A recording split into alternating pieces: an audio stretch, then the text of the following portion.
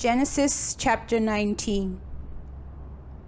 The two angels arrived at Sodom in the evening, and Lot was sitting in the gateway of the city.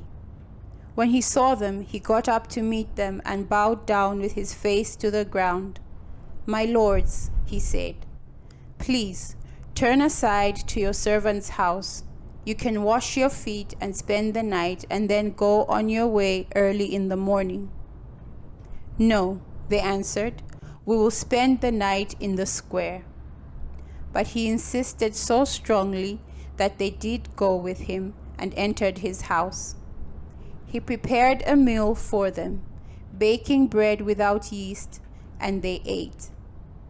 Before they had gone to bed, all the men from every part of the city of Sodom, both young and old, surrounded the house.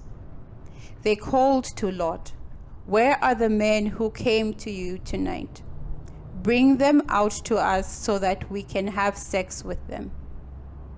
Lot went outside to meet them and shut the door behind him and said, "No, my friends, do not do this wicked thing. Look, I have 2 daughters who have never slept with a man. Let me bring them out to you, and you can do what you like with them. But don't do anything to these men, for they have come under the protection of my roof." "Get out of our way," they replied. "This fellow came here as a foreigner, and now he wants to play the judge. We'll treat you worse than them." They kept bringing pressure on Lot and moved forward to break down the door. The men inside reached out and pulled Lot back into the house and shut the door. Then they struck the men who were at the door of the house, young and old, with blindness, so that they could not find the door. The 2 men said to Lot, "In-law, sons or daughters, or anyone else in the city who belongs to you, get them out of here, because we are going to destroy this place. The outcry to the Lord against its people is so great that he has sent us to destroy it." So Lot went out and spoke to his sons-in-law, who were pledged to marry his daughters. He said, "Hurry and get out of this place, because the Lord is about to destroy the city." But his sons-in-law thought he was joking. With the coming of dawn, the angels urged Lot, saying, "Hurry, take your wife and your 2 daughters who are here, or you will be swept away when the city is punished." When he hesitated, the men grasped his hand and the hands of his wife and his 2 daughters and led them safely out of the city, for the Lord was merciful to them. As soon as they had brought them out, one of them said, "Flee for your lives. Do not look back, and don't stop anywhere in the plain. Flee to the mountains, or you will be swept away."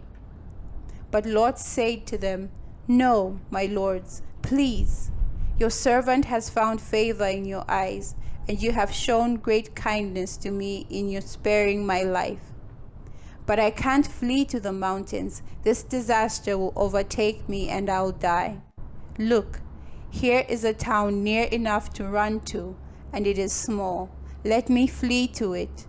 It is very small, isn't it? Then my life will be spared." He said to him, "Very well, I will grant this request to you.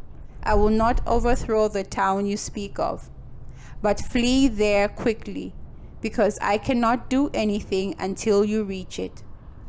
That is why the town is called Zoar. By the time Lot reached Zoar, the sun had risen over the land.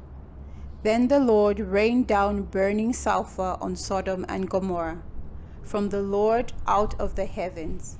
Thus he overthrew those cities and their entire plain, destroying all those living in the cities, and also the vegetation in the land. But Lot's wife looked back, and she became a pillar of salt.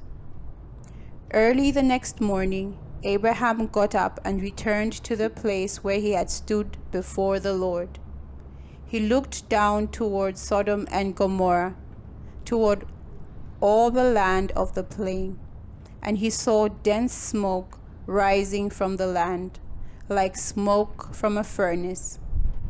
So when God destroyed the cities of the plain, he remembered Abraham, and he brought Lot out of the catastrophe that overthrew the cities where Lot lived. Lot and his 2 daughters left Zoar and settled in the mountains, for he was afraid to stay in Zoar. He and his 2 daughters lived in a cave. One day, the older daughter said to the younger, "Our father is old, and there is no man around here to give us children, as is the custom all over the earth. Let's get our father to drink wine and then sleep with him and preserve our family line through our father." That night, they got their father to drink wine, and the older daughter went in and slept with him. He was not aware of it when she lay down or when she got up. The next day, the older daughter said to the younger, "Last night I slept with my father. Let's get him to drink wine again tonight, and you go in and sleep with him, so we can preserve our family line through our father." So they got their father to drink wine that night also. And the younger daughter went in and slept with him.